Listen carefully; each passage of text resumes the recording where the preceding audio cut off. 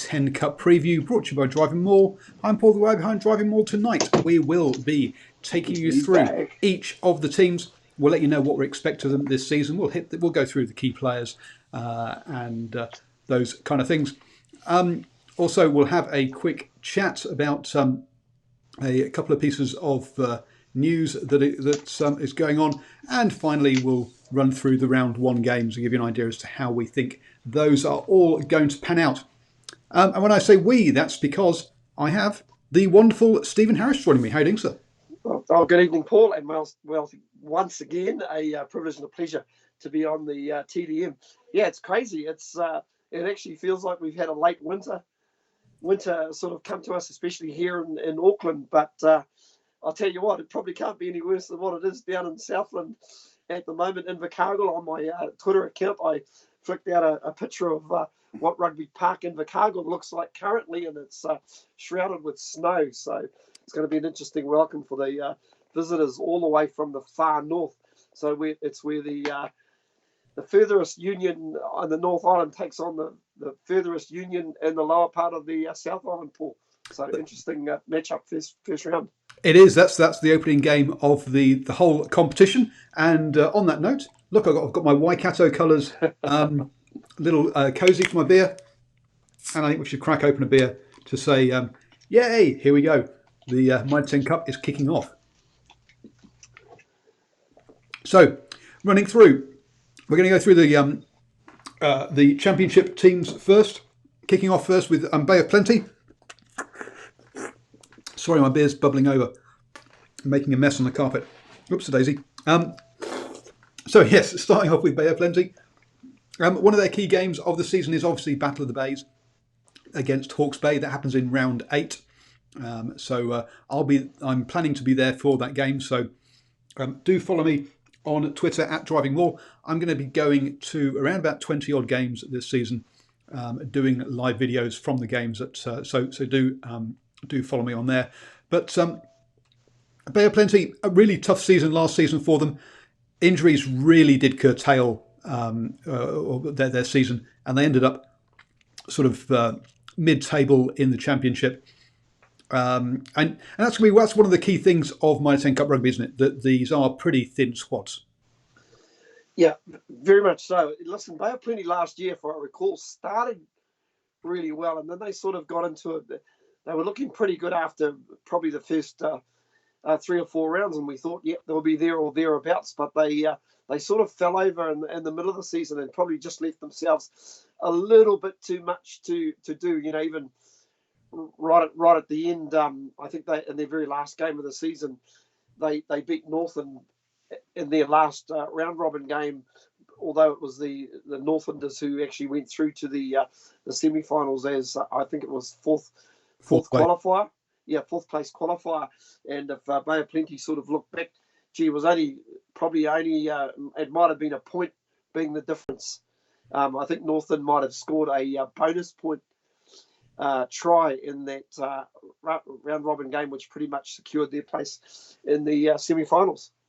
Yeah, I mean they lost 3 their first, second, and third choice fly halves at one point during the season, which these squads just really cannot cope with. I mean, Super Rugby squads would struggle with that, but these squads, they really are down to the bare bones when that kind of thing happens.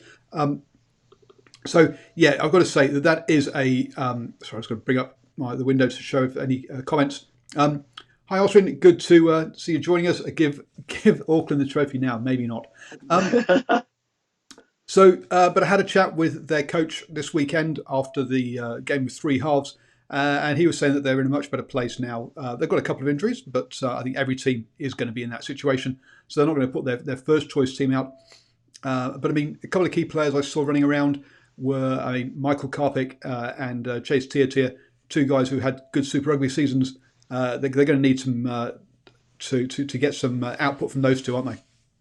Oh, very much so. You kind of rely on your your key guys. I was going to say, interesting addition to that the Steamers coaching team this year. Now Clayton McMillan, I gather he's still the head coach, but I believe Mike Delaney has also joined the team as well, Paul. Yeah, he's not actually available as a player this time round. For those that think you might have heard of Clayton's name before, that's because he is also the Maori All Blacks head coach as well. So that's where he's been. But yep, you're right. Mike Rogers, Matty Bourke, and Mike Delaney are the assistant coaches there. This is Mike Delaney's first season in coaching, I think. So yeah, it's going to be interesting to see how they go. I think they're one of the challengers and perhaps a dark horse for promotion out of the championship this season. A couple of players, a couple of their club players or non-Super Rugby players you probably might not have heard of, but Abraham Papialihi, who's a leaguey convert, he looked pretty good at number 8, and he combined really well with Dan Hollinshead, who was the left winger. They got a lot of joy down the left wing when they were playing against Wellington. So I expect that those two as two of the players you probably haven't heard of that are going to go pretty well this season. Yeah, listen, Papa Ali's quite an interesting prospect. He's quite a big lad at a metre 95, so very rangy sort of footballer. I believe he's also got an American gridiron background as well. So he's obviously spent a little bit of time there. And he's obviously some sort of athlete. Just on this Bay of Plenty Steamer squads, a couple of interesting pickups to me is former North Harbour Lucy prop Chris Eves has basically headed down to the Bay of Plenty, and I also see they've picked up former Auckland Sevens player and Auckland's winger or squad man from 2018, Joe Ravovo. So that's a couple of interesting pickups, isn't it? It is. Neither of those were on the team list from the weekend, so I'm a bit surprised that you've of those. I've got my team list that they had out for the for their last game for their warm up against Wellington and counties. Two names that weren't on their team list, and that. So I don't know if those are two of their injured players, maybe. Mm-hmm. And you know, a little bit of experience there. Haine Martinga has been around with. I think he's been down at Otago, Wellington. Bit of a travelling sort of Wilbury. A little bit of history about Haine Martinga. He was originally in the rock band 660 back in the days, but decided to throw in his lot and play rugby. Another player also out of originally from Auckland. I see Kurt Eklund is down there, ex-university hooker, firebrand sort of footballer. He's actually quite tidy. I'm really surprised he's headed down there, but obviously couldn't get an opportunity up here in Auckland. But also, I sort of looked. There's a bit of Super Rugby experience with Chase Tiatia. We've also got Aidan Ross. You know, so there are guys. Richard Judd also with Super Rugby experience. They'll probably, depending if Nathan Harris gets picked for that All Black team, which I probably think he's probably on the outer at this stage. So they will definitely have a little bit of experience, Paul. Yeah, I don't think they're going to be missing too many players to the All Blacks. You say Nathan Harris looks to be in sort of 4th, 5th choice now, so I think they're going to be pretty good from that point of view. They open up, which we'll go for the first round games at the end. But so I'm backing Bay of Plenty to be in that top 4 and in the playoffs from the championship. I think the people they play the Battle of the Bays against, Hawke's Bay. They're currently the holders. They won it last year, 29-28, so they're the Bay. There's a team that I think could struggle this year a little bit because obviously missing Brad Rubber, who's been a key player for them over the last few years.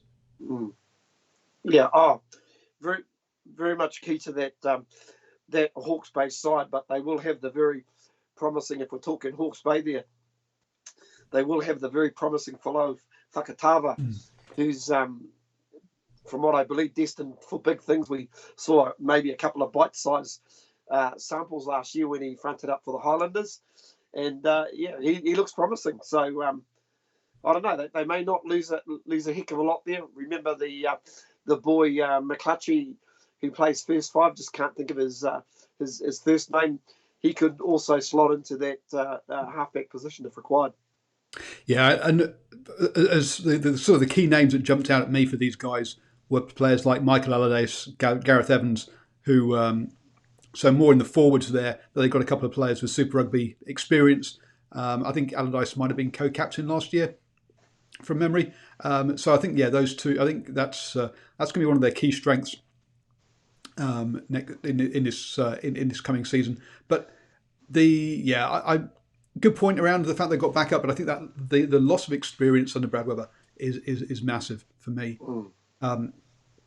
So I think we might see Hawke's Bay not being quite the side they have been the last couple of years, and they pushed Waikato for the Ranfurly Shield that didn't do quite well enough to win it last year. But yeah, I think they're going to struggle a little bit there.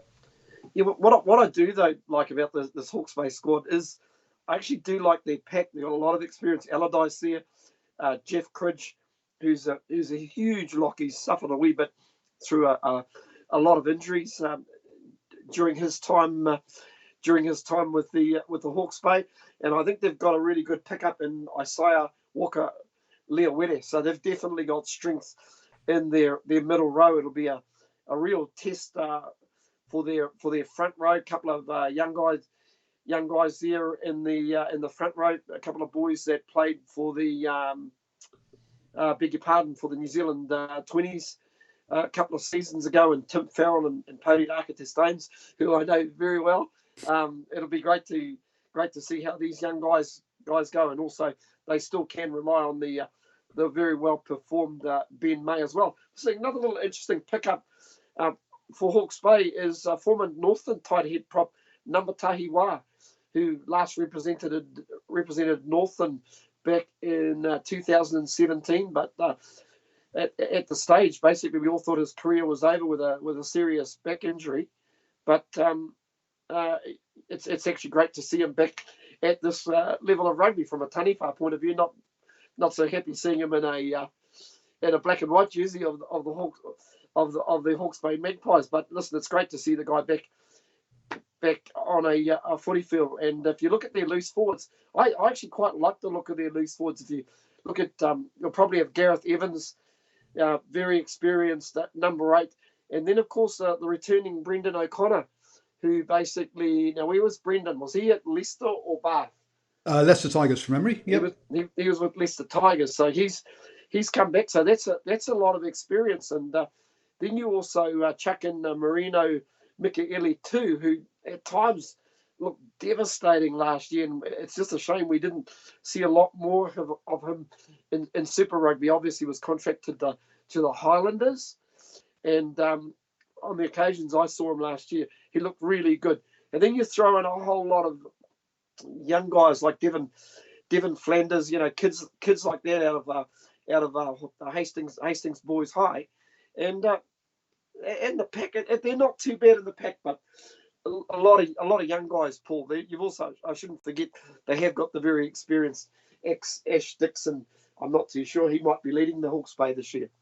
Yeah, it wouldn't be surprising if he does. It looks like they're going to have a pretty good pack. Definitely, that's going to be their strength this season. Is Hawke's Bay, and if sides can match up with them up there, then that's what they're going to have to do, because it's going to be they're going to put together, as Rob in the chat says, they're going to put together a decent squad. Definitely for those ones. I mean, those two I haven't actually seen their full squad coming into this. Some of the sides are a bit late announcing their squads, which is so Hawke's Bay there or thereabouts, I think, and with which is going to be making it a bit hard for sides like Manawatu. I mean, Manawatu last year really did underperform. They got an early win over Waikato, but only ended up with 2 wins all season, which is, when you think of a side that's got players like, we saw Liam Mitchell playing for the Hurricanes, and Nick Croswell has got has got Super Rugby experience. Jamie Booth, obviously with the Sunwolves. You've got Terry Black in there. Lau Mappy, if he comes back from the All Blacks. They had Rob Thompson in there. Naimil Nasculla, if he's fit. they have got some serious players in there, but they just don't seem to have been putting it together.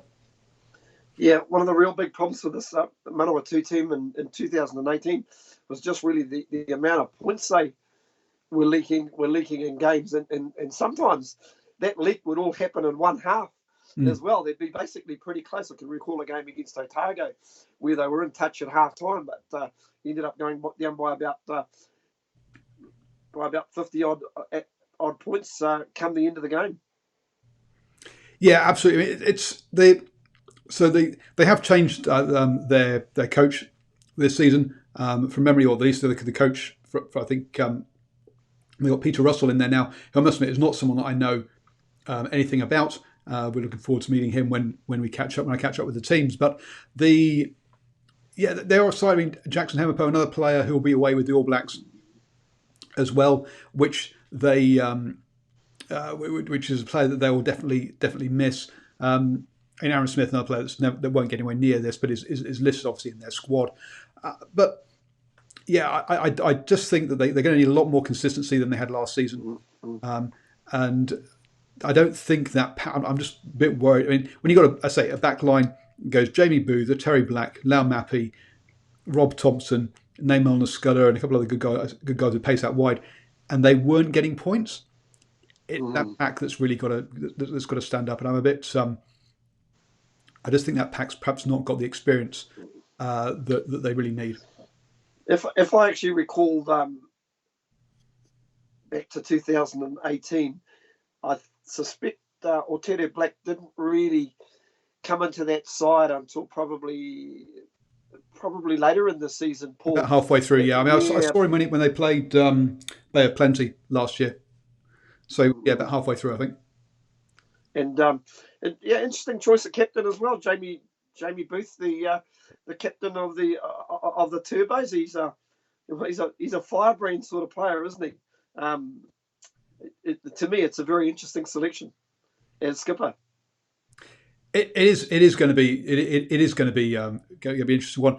I think again, as I say, they've changed coach. It's going to be interesting to see how that goes. I just don't think that they'll have the pack to challenge some of the other teams in this competition. I think it's going to be a long old season for the Turbos yet again. One extra player I'll be very interested to see in his development, and once again we actually saw him at the beginning of the season with the Hurricanes is Liam Mitchell. Yeah, looked really promising. If Jackson Hemapo doesn't go away with the All Blacks, that'll be a really good addition. But I kind of looked through their pack, and to be brutally honest, it's a sort of pack that probably doesn't put the fear into God, Paul. You know, you sort of go through a lot of the names, and bar Nick Crosswell, Liam Mitchell, who we've basically heard of. There's a lot of unknowns in there. Fraser Armstrong. Yep. That's probably their three main guys that we do know of in their pack. Obviously, all Super Rugby players. And like I say, if they get Hemapo back, well, that'd be a little bit of a bonus. But I kind of go through the rest of the squad, and you have to say the rest of their real strength is going to be on their back line. And good to see the returning Andre Taylor as well. I'm not too sure how old he is these days, but I think he might be in his early 30s, but it's handy to have that sort of experience around. And they need experience in this side.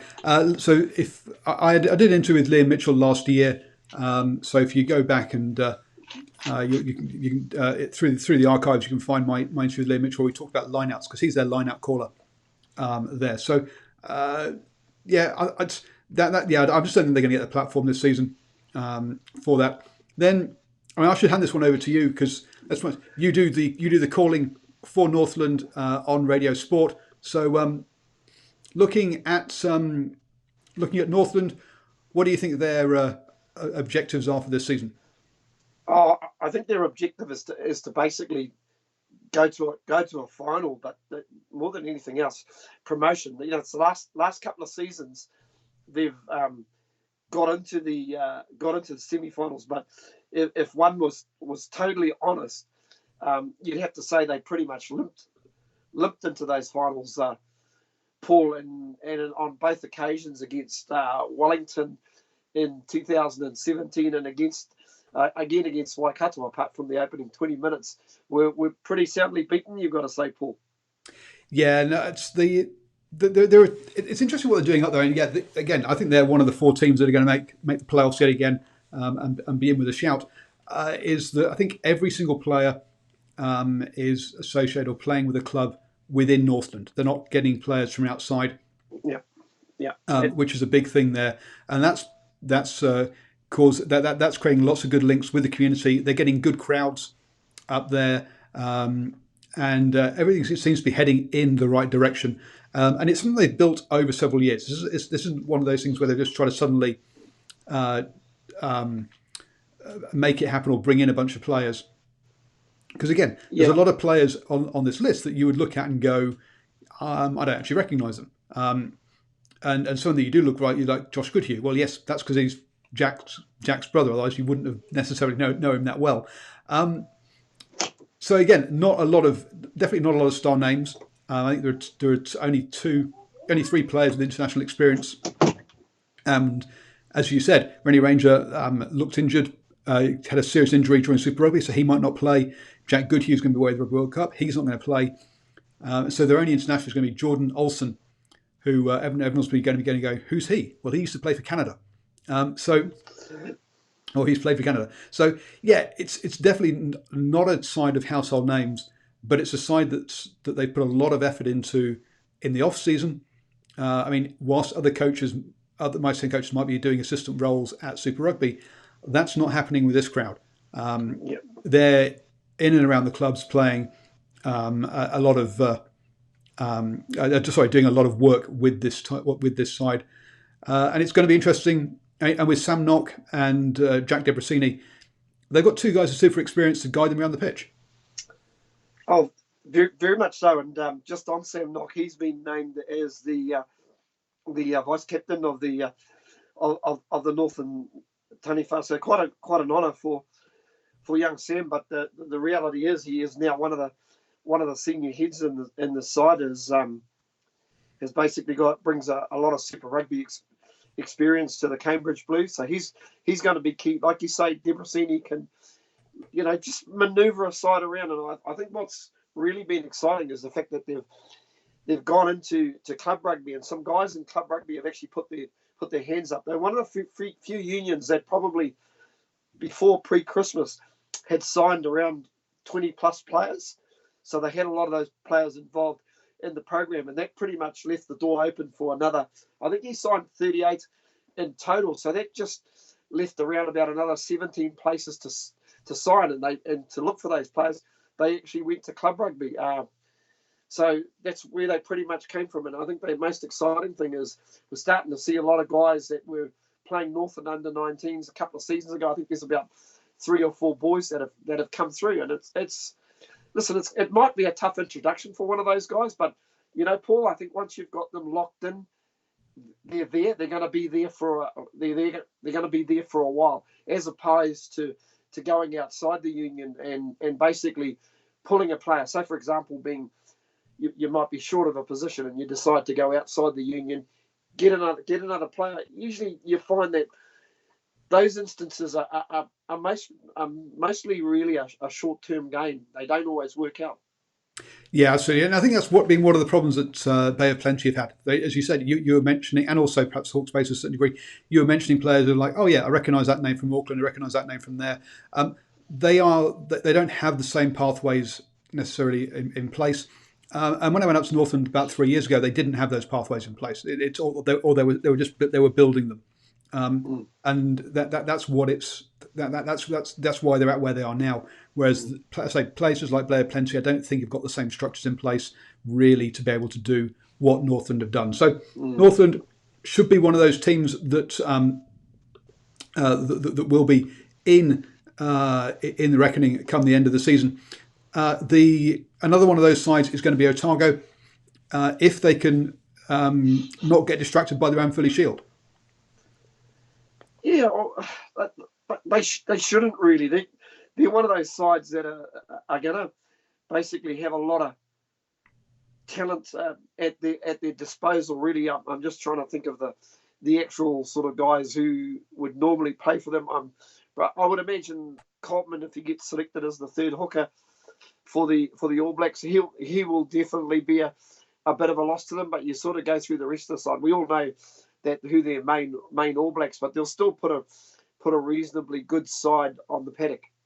Yeah, I mean, perhaps one of the biggest losses for them is how well Josh Ioane has been going, because whilst he's named for them, will be playing for them, he's not been around pre-season to learn the moves. When he's the guy that's supposed to be pulling the strings, it's a bit difficult when it's your first 5'8" that's been missing. But he should be back, and that's why he wasn't named actually in the All Black squad to play. But you've got to say that I think that's going to be a disruption for them. A name in here everyone will recognise though, Adam Thompson. The old battler is back. Yeah, a bit of a blast. I'm not too sure what to think of that. Listen, it's great that a player has come back into Otago and New Zealand rugby, but boy, what is he, 37? Something on those lines. Yeah, I'm just sort of curious to know what sort of shape he's in. If nothing else, he'll bring a bunch of experience to the side, which is good, and hopefully how to act as a professional and all that kind of stuff. Because you've got a whole bunch. I mean, you do have. I mean, I think they've got a few more players. I mean, being a super franchise location where the Highlanders are, obviously they naturally attract a few more Super Rugby players than others do. But even so, you still experience at this level really does kind of help. Yeah. I was gonna say another. You know how we were sort of talking about these unions who are basically doing their best to basically sign players from in the union through club rugby. I see because they've lost Tom Franklin, they've actually signed former Italian lock Josh Furno, who's actually Australian but has basically played 37 caps for the Italian national team. So that's an interesting signing to me. It is, and he's not on my list. But look at this. They've got a couple of interesting. I mean, Dylan Nell is apparently a South African. They've got Lewis Conrad, who's also South African.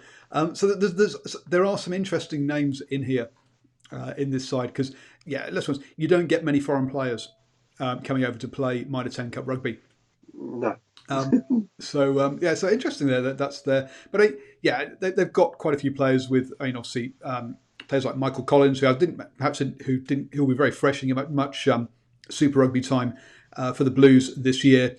But Theo Tompkinson's in there, Josh Ioane, we've talked about, Kane Hamilton. And there's lots of names in here. There's quite a few names in here that the people will recognise from Super Rugby. So these are one of the guys. This is another one of the teams that's along with Northland and potentially Bay of Plenty, who will be looking at that promotion. Again, they made it just like Northland. They made it to the semi-final, and they made it to the final last year, losing to Waikato. So they'll be looking at trying to go one step further this year. I say my only concern is early doors around that, around the disruption they've had because Josh Ioane hasn't been there to train with the squad. Otherwise, I think they're going to go okay this season. Yeah, listen. If he does come back, he'll be a welcome addition. I've got to be brutally honest. I don't even know who their backup first five is. Apparently, at this particular stage. Matt Faiana. Matt Faiana. Yeah, I have heard of him. Normally plays. He's also a midfielder as well. I must admit, I saw the very first Shield Challenge against Thames Valley, and Steve Hale must have been pretty excited when the Swamp Foxes were up 16-3 at half time. He was. We were both at watching a club game. I've gone blank. They play in Cambridge, but they're not called Cambridge. Anyway, we're at a club game watching it during that, and we were keeping track on the Tribe Sports app. And yes, he was very happy at half time. Oh, you would have been watching Hautapu, I would imagine. That's it. Down in if they were down in Cambridge, I would imagine he was very excited. I I think I might have read a comment somewhere. I don't think I think the whole of Thames would have run out of beer if the if the Shield had basically changed hands. But hey, it either said one or two things to me. It was a hell of a performance by Thames Valley, but it might also just say that maybe Otago hasn't quite got really good lower depth. Hence, that they've actually signed quite a few players that are basically out of their system, Paul. Yeah, I mean, there was a lot of comments around the park. Was that was probably the weakest, or one of the weakest Ranfurly Shield defending sides that's being put out. I mean, there was Matt Fadders in there who that was his last game for Otago before he went overseas to play for Ulster. But apart from that, there were very few players people knew in that lineup. Yeah, it was not a strong side that Otago put out, and won't look anything like the side they'll be putting out come Saturday. Is they playing Saturday or Sunday? Yeah, well, I'll tell you what, there wasn't too many points in that game at the end of the day. A much more convincing win when they beat their next door neighbours from North Otago from up the road. Yes. Talking of Ranfurly Shields and the people that will be getting the first shot at that challenge is Southland. Now, they didn't win a game all last season. You probably have it there somewhere as to how long it is since they've won a game, but it's a couple of years now, isn't it? Saturday, the 8th of October, 2016, they beat Northland 39-31. So there you go. It's been a long time since they've had a win, you've got to say they're going to probably struggle again this season. To be honest, get a lot. Yeah, again, a lot of names in there that most people won't recognise because they're not Super Rugby players. Elliot Dixon is perhaps the exception, along with Martin McKenzie. Yeah. But looking at the rest of that list, I'm looking at that going, not sure who they are. Interestingly, they've got an Argentinian scrum half available for them, Nico Costa, apparently. Oh, yeah, Nico Costa. I can tell you a little bit about Nico. Nico is an ex-Eden halfback from here in Auckland. Yes. And Nico might have even had a game for the Auckland Mitre 10 Cup team. I'm surprised Ashwin isn't onto this one. Yes, well, he will be soon. Yeah, no, I remember. Yeah, he was in the news last year. I remember now, actually. Whilst he's got Argentinian parents, he's lived in New Zealand and he's schooled in New Zealand, hasn't he? Yes. There's actually three brothers, and if I recall, they all came through either Ross Mini or Westlake. So back in the day. So, well, not that long ago. He's not that old. So, as I say, yeah, it's going to be a long old season for Southland yet again. They a number of years ago they basically spent too much money on their Mitre 10 Cup team, and now what they do is they actually cut their squad to their cloth, and they actually they don't overspend, which is the right way to do it. But it does mean that they're not the most competitive side in the competition. Unfortunately. Yeah, a couple of. I'll tell you what. They've also cast the net far and wide as well. I see former Northland tight head prop Chris Poa, who plays for Star, is down there. Of course, he was in the Southland Stags team in 2018. I also see Greg Pleasance-Tate, who's been around, hasn't he? Auckland, North Harbour, Bay of Plenty. He's trying to obviously collect a whole lot of Mitre 10 Cup jerseys. Paul says he's doing really well at this stage. He's got more than I have. I've only got 3. Yeah, well, exactly. You kind of look at their locks. Just want to highlight a really promising player, but I think he's injured at the moment. Manaki Selby Rickett, who's a very, very good footballer. I think he's a Super Rugby player in the making. But unfortunately, from what I believe, he's got a bit of an injury at the moment and might be up for the first few rounds. In their loose forwards, I see younger brother of Solomon Alamalo, Charles Alamalo, out of the Waikato system, has also gone down there as well. One player I do like, open side flanker Phil Harder, is a hard-working player. And then you kind of look at the number 8s. Well, obviously, Bill Fuka, he's actually been part of the Southland system for a while, and Elliot Dixon. So, gee, there's not really that many names of note, is there, Paul? In the No, I say you mentioned a whole bunch of names there that I don't know. So, but yes, yeah. So once you go past Elliot Dixon and Marty McKenzie, there's very few players there that people are going to know. So it's going to be a long old season for them, unfortunately. Finally, the last side in the championship is Taranaki, who got relegated last season. Even though they came into the season with the Ranfurly Shield last year, they dropped out of the of the top flight. And when you look at the kind of level of their squad, they've got the players. Pardon me, and the fact that they've injuries was a problem for them last year. Also, they had a problem. It was the first year of their very young coach, so he was definitely on a learning curve. And finally, their training facilities all got condemned for being not safe for earthquakes, and so they had to change all of that as well, which didn't help them. So a number of issues went against them last year. But when you look at their side and go and look at some of the players that they've got, I mean, obviously the Barretts are listed, but there's no chance that any of them will actually play. But even so, Jesse Parity, who we saw with the Chiefs, Huerta is in their pack. Lachlan Bashir, Mitchell Brown, Hayden Bedwell Curtis. You got Triple T and Stephen Perifetta running the show, and then in the backs, Tarangi Waldron, Wazaki Naholo, his younger brother, Kinney Naholo, as well as a few others. So this is one of the more talented sides. Gee, I was going to say, how many Naholo brothers are there, Paul?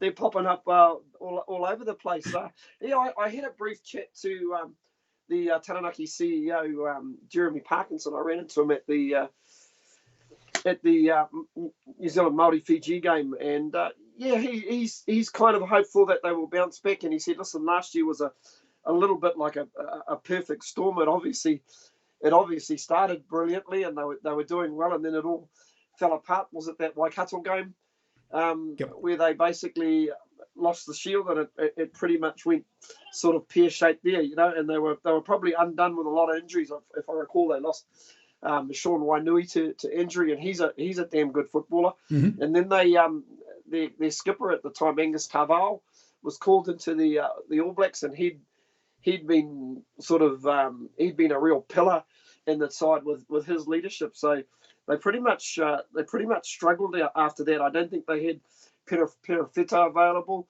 and all of a sudden they just started having all these little niggly injuries, and it was pretty much a downward spiral for the Fernando Bull from Taranaki.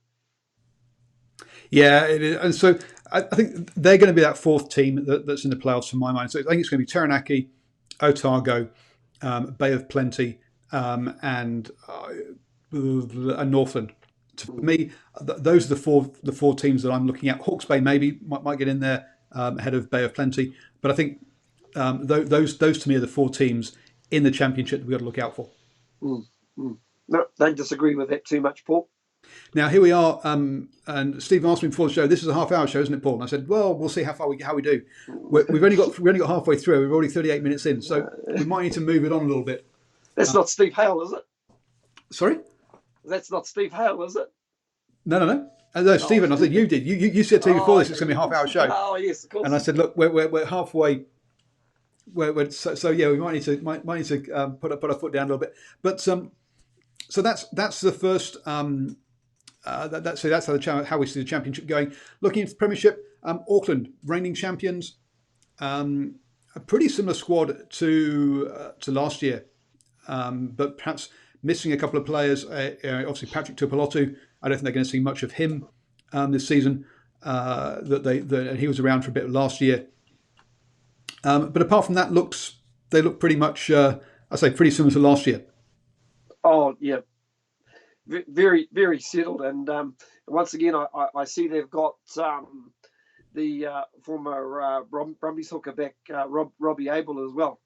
And I thought he was great value for them last year. Yeah, just a couple of players they probably are going to miss this year. Olmsted, it was so good for them this year. Yeah, and if they do lose Patrick Tuipulotu to the World Cup days, that could be a little bit of a loss. I just remember the lock they had last year. Lemalu, is he part of the squad again this year, Paul? Who, sorry? The boy Lemalu, who was part of the Auckland squad last year. Yeah, unfortunately, I've not got the squad up in front of me. This is one of the signs I've not got the squad for. It hadn't been updated on the site I've been looking at. But I mean, to me, it's going to come down to. I mean, Akira Iwani needs a big season. He's got a point to prove, obviously. Yeah. Harry Plummer, having come off the back of his first super season, so he's going to be wanting to re-establish his point. I think TJ Fayani was a really key person last year because the way he led the team and captained the team. I just pulled up the squad. In fact, they probably aren't looking too bad. I mean, to say they got some great options at hooker in Robbie Abel and Lenny Upperside. So they're well versed there. Michael Lear is a former counties hooker, and then you see they've got a few new faces in there, but they've got also Alex Hodgman, Taliola Koroi. He's the former Wellington tight head prop who has been playing club rugby. In fact, he was actually playing club rugby in Northland last year, and he was loaned by Auckland. And they've got Marcel Renata, Angus Tavao, don't forget, is transferred back to Auckland as well, and that'll basically there'll be obviously that little capex whether he gets selected from the All Blacks or not. Yeah, I don't think they'll be seeing Angus much. Yeah, and you know what? Reasonably strong through the middle row with Scott Scrafton, and also Jack Wetton. They've also got the older brother of Mitchell Dunshea, Lyndon Dunshea as well, who's a good footballer, pretty well versed in the loose forwards. You've got to say, and Adrian Choate, Blake Gibson, Dalton Papa Ali, Akira Iwani, Waimana Riedling, Akapa, and Hoskins Zatutu. That's not bad, Paul. No, and they're going to have all those players as well. It's so there's only probably two players they're going to miss out of that entire list, and you've got to say that Auckland will be looking to be there or thereabouts yet again this season. And I think the fans will be very disappointed if they're not challenging towards the top of that table. Oh, very much so. Listen, one interesting selection in there is the guy Kurt Heatherly. Now, Kurt Heatherly is a former AFL Australian rules footballer, so I think he's been selected as an outside back. So it'll be quite interesting to see how he goes. He's at about 24 years old, and he's quite a rangy bugger, mate. 1 meter 93, which is around 6'4", but his AFL career between 2014 and 2018, he's played 5 games only for Hawthorn, so not a lot of AFL, you've got to say. So maybe he's decided to throw in his lot with Auckland, but he's a former New Zealand boy, born in originally from Tauranga. So that's a real interesting one to me. It is, and okay. Look out for some crossfield kicks, boys. I think it's going to be is the thing there. If he gets some time on the pitch, I mean, obviously, the only other AFL player is Izzy Folau, and we know how he plays on the pitch. So it'll be interesting to see how he goes and how much of that aerial play he can bring to the game. The key challengers and the people who were in the final last year, Canterbury. Stacked squad as always. Luke Romano was Player of the Year last year. Yeah. And obviously there's a whole bunch of players in there who they'll be missing due to Rugby World Cup. I mean, they're not going to see Owen Franks, Joe Moody, Cody Taylor, Sam Whitelock, Ryan Crotty, for example, Richie Mwanga, and there's a whole bunch of other players that potentially could miss in Matt Todd, Enor, Bridge, but still. You've still got players like Fisher Douglas, Prinsep, Daniel Leonard Brown, Michael Alalatoa, Ben Fennell, Mitchell Dunshea, and that's just ones I just quickly picked off there that are all Super Rugby players. But for me, a key player is going to be Brett Cameron and how he matures into that number 10 role. Yeah, I'd have to basically I'd have to go along with that. It's interesting. Just before we get on to Brett Cameron, a real interesting pickup for Canterbury is Alalatoa from Manawatu. So obviously decided because he plays Super Rugby down there just to throw in his lot with the Canterbury outfit. Yeah, but generally in the main, strong up front. But I tend to agree with you. I think this is a big year for Brett Cameron, who let's face it, he was named as an All Black last year. Went to Japan. We didn't really see a lot of him at Super Rugby. Unfortunately, the only time he wasn't involved with the Crusaders team was that loss in Sydney to the Waratahs, if I recall, when he was leading the team around that night. So yeah, I don't know. I kind of look at this team on paper, and there's still a few names, but I think we've seen stronger Canterbury sides from the past, Paul. Probably, maybe so, but there's not many weak points in it either. Now, perhaps they didn't expect to lose both Enor and Bridge as well, so perhaps there might be a slight gap in the backs, but up front they are going to be solid as always. And the red and black machine isn't about to stop or come to a grinding halt. Yeah, anytime soon. Listen, Paul, it's fair to say that just giving it the once over with this particular squad, it looks like round about, I don't know, probably 75 to 80% of them are still Super Rugby players, aren't they? Yeah, which when we've been looking at someone like Southland, where we can name like 3 Super Rugby players, because exactly, so there is not an even distribution of talent. Let's be honest. No. Come on, guys, share the love. Share these guys around. We want an even competition. So yes, so it's going to be they're going to be there or thereabouts yet again. You've got to say up there, a team that I think is going to find it perhaps a little bit or a lot tougher is Counties Manukau. Only avoided the drop by bonus points last year, had the same number of wins as Taranaki. At the weekend, they gave up I think was it 34 points to Bay of Plenty in a half. The game of 3 halves. Now, admittedly, they were playing into the wind, and some of the things they did you would not do in a league game, to be honest.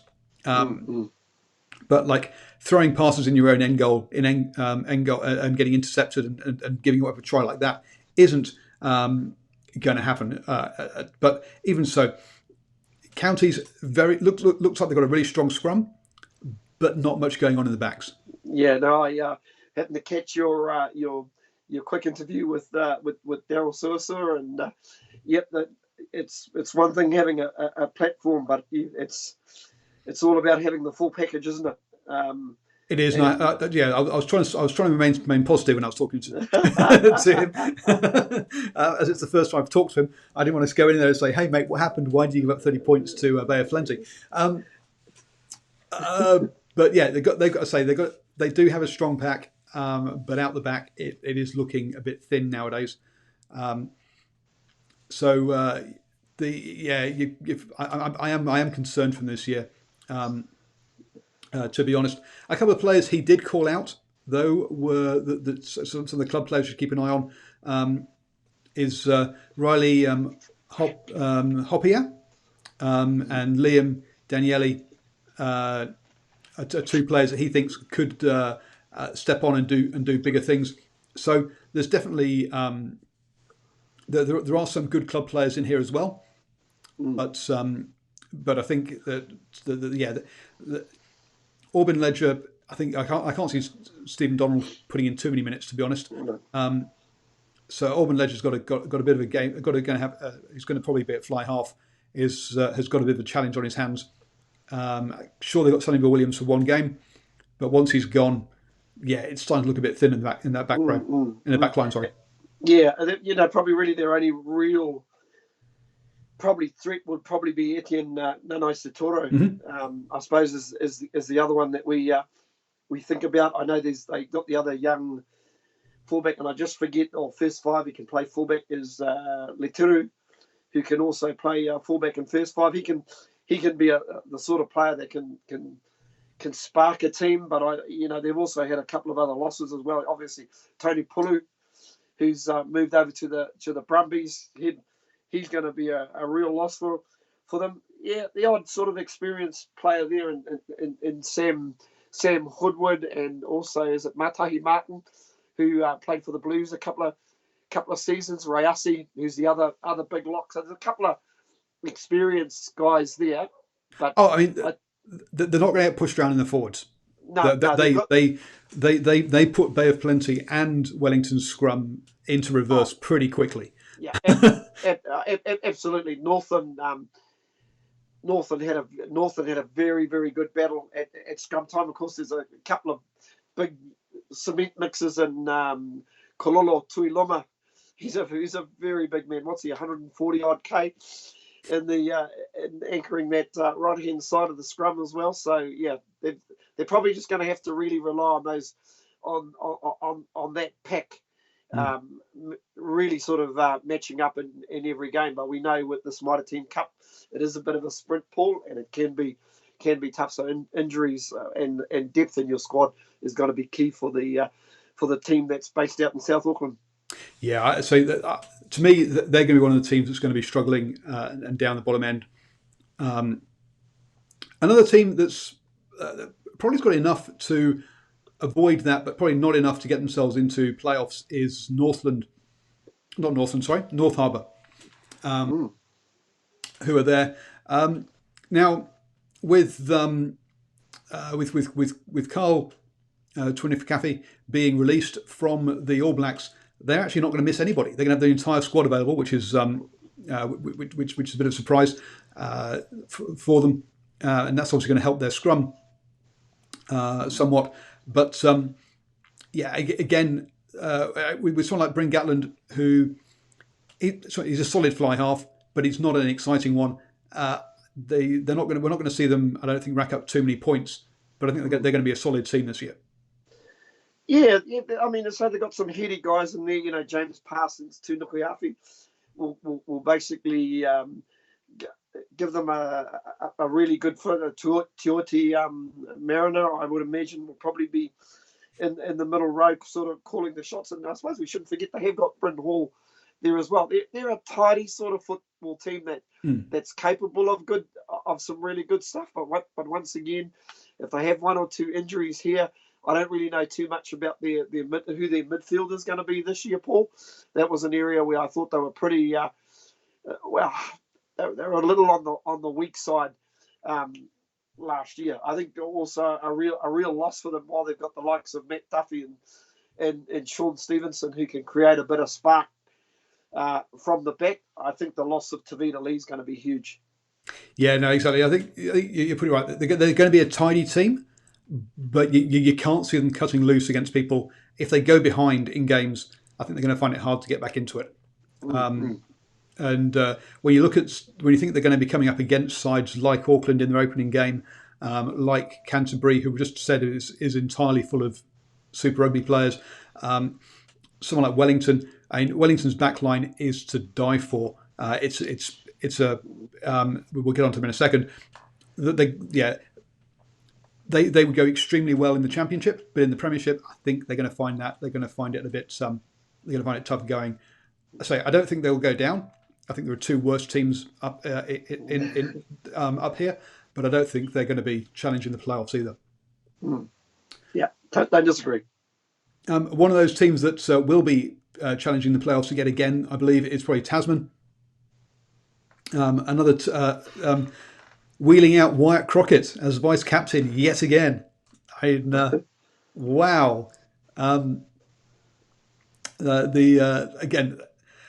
And for them, players like Shannon Frizzell, Liam Squire not being in David Havili, all these players you could think that they might be missing through the All Blacks, they're all there.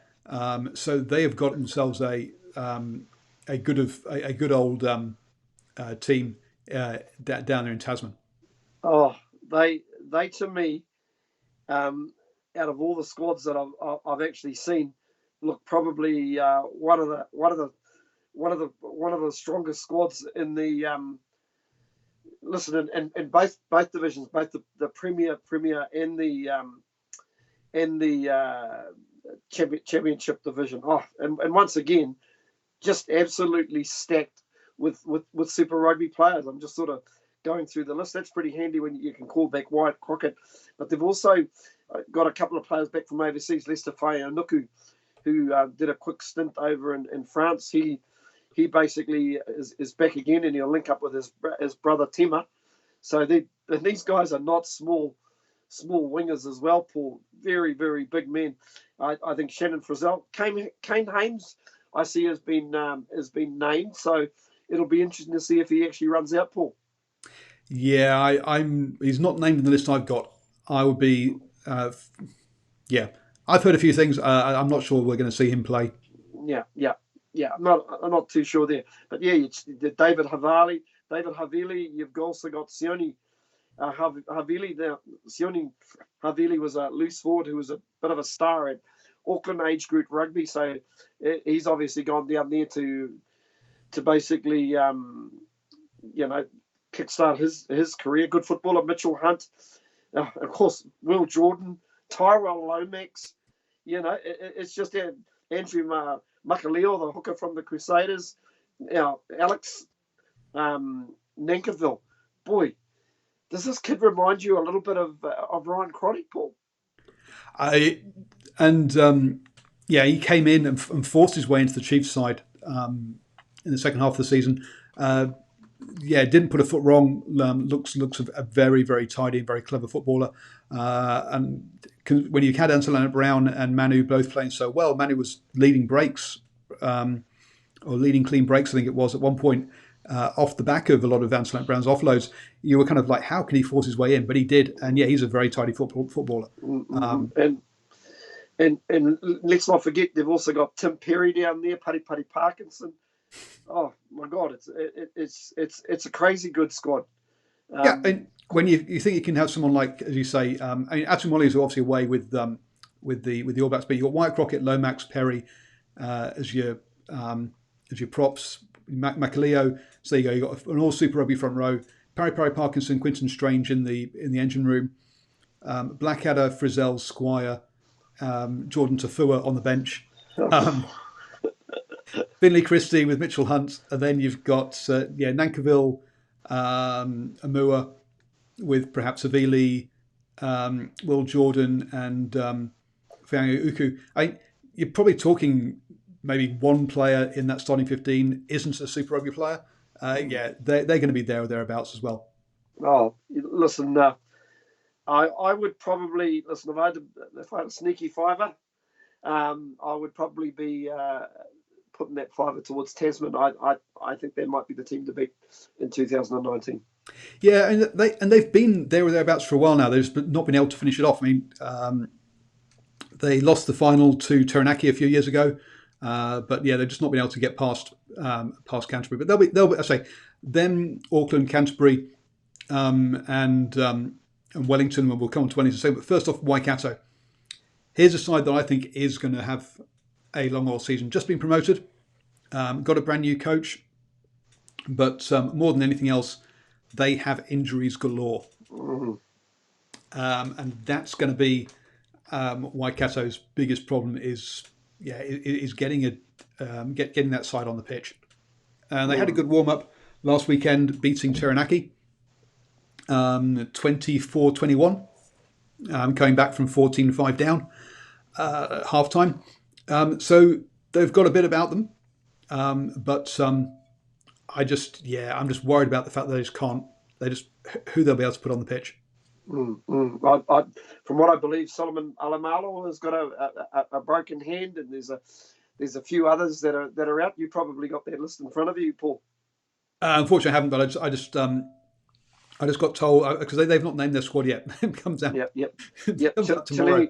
I believe But Tilini Sia is also yeah, might be up for the season as well. Boy, um, crazy! I heard a number of 13 players injured already, Wow.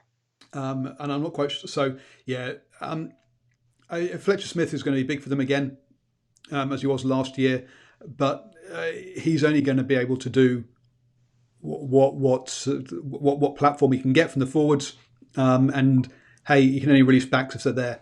So it's as I say, it's going to be I think it's going to be a tough old ask for Waikato this season.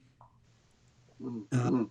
But yeah, so if you've been keeping track, that means yes, it's between Waikato and counties for me for relegation. Mm. I would. I think I'd probably, if like I say, if I had to spare a couple of dollars, I would probably pop it on counties. I think they could be the team that could fall out of the Premiership division. Yep. Now the fourth team that's going to be in the playoffs, for my mind, Wellington, and we were talking about decent sets of backs, but when you can go sort of Matt Proctor, Amanga Jensen, Proctor, and then a back three of Arso, Houston, and Ben Lam. Yeah. Yeah. If those guys get given decent ball, they're going to be scoring points. Yeah. Just remind us how important again Mitre 10 Cup rugby is to New Zealand, Paul. It's crazy, absolutely crazy, and there'll be some of these guys that'll end up sitting on the bench as well, and you've also got the much improved Lossi Filippo. Been a lot written about this boy, but credit to him, he's got his life seemed like he's got it pointed in the right direction, and even if you go into their pack and you look at a lot of their loose forwards, just Duplessis, Karifi, I'm pretty sure he'll be there. One guy who impressed me greatly last year was Tiariki Ben Nicholas, the number 8. I was so impressed with him. Once again, depending on All Black selection, you may or may not see Via Fafita there, but man, what a handy acquisition. Speaking of acquisitions, I see former Auckland halfback Jono Hickey is in the Wellington setup as well. Yeah, he is. I say this pack went backwards at pretty quickly against counties. So, as you say, with the Hurricanes, it's a matter of can the pack give the backs the platform. Yeah. It's going to be the exact same thing here with Wellington. Is can this pack give those backs the decent ball? Because if they can. It's going to be points. Yeah, I can't say I know too much about the props. The only real prop that probably by name that I know is Alex Fidel and Xavier Numir, who they've actually been around in the Wellington scene for a while with Khalil Pasi. Uli Arakepa, who's also been around the scene for a while, but a couple of new guys there, and Seth Fasanga and also Morgan Poi. So I don't know if there's a lot of strength in those props. Could be an interesting area. Listen, I see the name Josh Furno is turned up again, so he can't be in two places at once. So maybe I was looking at the 2018 Otago side because Josh Furno's been signed with the 2019 Wellington Lions team. So there we go. I was going to say he wasn't. I was going to say he wasn't on my list. The other one. Yeah. No, there we go. forget what I said. So there you go. He's decided that Dunedin is far too cold. I'll go to Wellington. And yeah, but at least in Otago, he gets to play indoors and train indoors. True that. So yes, it's like I say, we've seen this side before. As say with the Hurricanes, it's going to be the exact same. But Wellington, along with Auckland, Canterbury, and as you've said, Tasman, those are the four sides that are going to be in the playoffs at the end of the day. I think we'd expect. The only question is which order they're going to be in. Yeah, I think pretty much I think we can pretty much lock it in. I think we can lock those 4 teams in. And now I think the Championship 4 are probably going to be a little bit harder to pick. Maybe the 2 oddities, Manawatu, Southland, and oh God, who did we leave out in that situation? Paul. Hawke's Bay was the other one. Was one we did left out. But Hawke's Bay, I say Hawke's Bay could get in there at the expense of Bay of Plenty. I think it's going to be close between those 2. I think. Yeah. Pretty much wraps it up, doesn't it? Well, that wraps up our preview. But we let's quickly run through the opening round of games then. So on Thursday night we opened with a snowy game of Southland versus Northland. I did my prediction before I saw the weather, so I've been a bit generous. I think in the end I've got Northland by 15, but those conditions could be a great leveler. I think Northland 12 and under in those conditions, Paul. Yep. Then we have Battle of the Bridge, Auckland versus North Harbour. I will be there on Friday night, so if you're going to be there, say hi. And I'll be, and say, keep track of the at DrivingMaul on Twitter, because I'll be having some post-match interviews and giving you some pre-game, half-time and full-time reports as well on the old Periscope. I've got Auckland by 7 for that one. I'll tell you what, just before you get to that game, I thought I'd just check the TAB odds.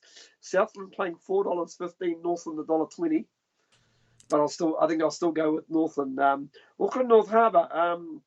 TAB is telling us that Auckland paying $1.35, North Harbour $3, and I would have to agree with the TAB. Yep. But I think it will be 12 and under. Then we have the first game on Saturday. Is it Saturday or is it also Friday night? Sorry, I can't remember now. Tasman versus Wellington. Now that should be a cracker. As we just said, both of those we expect to make the playoffs. So that's two of the top sides in the country. Yeah, first of a triple header, Paul. It kicks off at 2, and I think that might be down at. It's in Lansdowne Park in Blenheim. Tasman Wellington. TAB's pretty much got Tasman at the favourites at $1.57. Yeah, I'd probably go along with that. I think they'll probably want to hit the ground running. So I'll go Tasman by 12 and under. Yeah, I've gone Tasman by 5. Counties versus Taranaki. I say that Counties team got a scrum. I'm worried about them out wide, so I've actually gone Taranaki by 3 there. So the TAB are very similar to you, $1.55. Taranaki, the home side, Counties Manukau Steelers. Of course, the game being played at Navigation Home Stadium in Pukekohe. Gee, that's had so many name changes. Navigation Home Stadium. Changes like the wind, doesn't it? No, listen, I'm going to go with the Bulls, the away team, Taranaki, 12 and under. Then we have Waikato versus Canterbury here in Hamilton. I will be at that game as well. So again, if you're going to be there, say hi. And Canterbury by 15 for me. I say too many injuries for Waikato for me. Yep, I would probably go along with you, Paul. I think the visitors will be too strong, 12 and over. Then on into Sunday, we have Bay of Plenty versus Otago in Tauranga. Another game that I'll be at. So again, if you're there, let me know. So I'm doing 3 games this weekend. Well, you're all over the show. Listen, the TAB in a good way, okay, not in a bad way. Listen, the TAB can't split these guys. They've got them at $1.87 a piece. I am going to go with the home team, Bay of Plenty, by 12 and under. Yeah, same here. I've gone Bay of Plenty by 5. And then finally, Manawatu versus Hawke's Bay. That'll be in New Plymouth. Not in New Plymouth. That'll be in Palmerston North even, won't it? Jeez. It's Central Energy Trust Arena, and if anybody basically saw an article that was on stuff about the best and worst grounds in New Zealand, unfortunately for Central Energy Trust Arena in Palmerston North, you were voted one of the poorest stadiums in New Zealand, because I think there's basically a speedway track basically on the outside of the rugby field. So when you're trying to view the game, you're about half a mile away. You've brought it up, so I'm gonna. That is one of the worst lists I've seen from stuff or seen ever. That is their idea of a good stadium is really, really kind of wrong. Now, don't get me wrong. Manawatu, yes, you are quite a long way from the from the pitch, so it's not great. But to put, I think they put Counties Manukau as third best stadium. Now, it's practically falling down. It's so old. I mean, seriously, it doesn't have a big screen to watch any replays. It's a stadium that needs rebuilding. It's had its day, and they're going to put that as number 2, number 3. I was going to say, Paul, isn't it fun watching the goat up on the bank and the kids sliding down the hill? Sorry, but no. How they've put that one behind a Toll Stadium up in Northland, I've got no idea. Ahead of Toll Stadium, I've got no idea. No. That list by stuff is appalling. Sure, Manawatu, you are far further away, but it has one of the. If you don't mind a few swear words, and you go and sit with the bucket heads, it has one of the best atmospheres and one of the few places in the country where you get singing at a game. So, I must admit, the stuff had one of the best quotes at basically the stadium in Manawatu. You're sitting so far away, you might as well turn your bucket round the other way. Oh dear. Sorry, I'm just going to. So.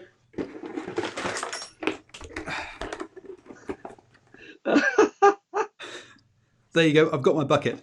Anyway, I'm going with the bucket. I've got Manawatu by 5. Wow, big call, Paul. I'm going to go the other way. I'm going to go the Visitors by 8. Oh, so there you go. Oh dear me. So yes, yeah. Please, if you do read that stuff article, I say their list is wrong. I think they've got Eden Park as like the second best stadium to go to as well. Eden Park's like high up, and you're like, seriously, Eden Park for they're like, yeah. Oh, sure, you have to fill it to get any atmosphere. Yeah, you never fill it for anything other than a final. So there is no atmosphere. So yeah, no, Eden Park is not a great place to, unfortunately, for Mitre 10 Cup. So that list is absolute rubbish. I must say from stuff. So there you go. That's our very first Mitre 10 Cup show of the year. We'll be back every Monday night at 8:00. So Mondays is going to become Mitre 10 Cup show for the next 13 weeks, 12 weeks, whatever it is. We've got 10 rounds plus 2 rounds of playoffs. So yes, another 12 weeks of this, if you can put up with that. Don't forget to join us again tomorrow night. I'll be here with Herman, do the Hash Rugby Chat. We'll be as the Rugby World Cup warm-up games kick off. So England versus Wales, I think it is this weekend, and Ireland versus somebody else. I've gone blank. So yeah, the European sides are kicking off their Rugby World Cup campaigns, or their warm-ups at least, this weekend. So we'll be talking about that, as well as Rugby Championship and all that kind of stuff as well. So join us again tomorrow night at 8 p.m. Thank you so much for joining me, Stephen. No, not a problem at all. Josh Furno, make your mind up. You're either playing Otago or you're playing Wellington. Sure, players do move around a little bit more than they used to, but it's still not quite as bad as football, is it? Where you having transfers all the time. So thank you everyone who's joined us. Thanks everyone in the chat. Goldguku, I'm sorry, but you're wrong. Eden Park is not the best hands down. Yeah. Eden Park, I support the Blues. I support Auckland. I lived up in Auckland, but Eden Park is not a good ground. I'm sorry. Thank you everybody, and catch you all tomorrow night.